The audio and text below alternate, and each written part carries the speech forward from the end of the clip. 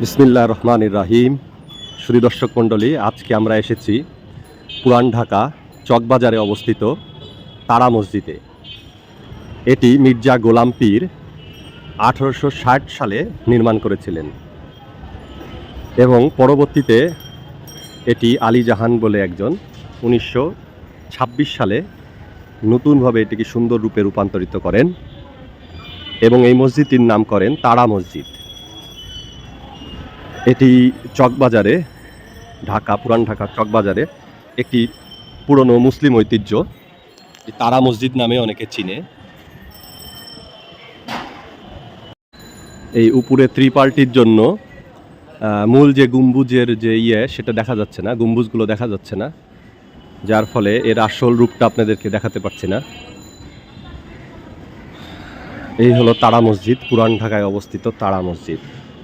খুব ঐতিহ্যবাহী একটি মসজিদ। অনেকেরই ইচ্ছা থাকে যে পুরান ঢাকায় আসলে তারা মসজিদে আসার জন্য। তারই দৃষ্টিকোণ থেকে এই তারা মসজিদে আজকে এসেছি নামাজ আদায়ের জন্য।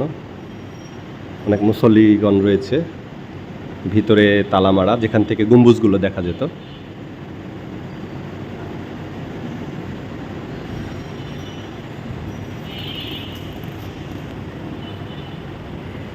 পুরান ঢাকার যে সকল মুসলিম ঐতিহ্য রয়েছে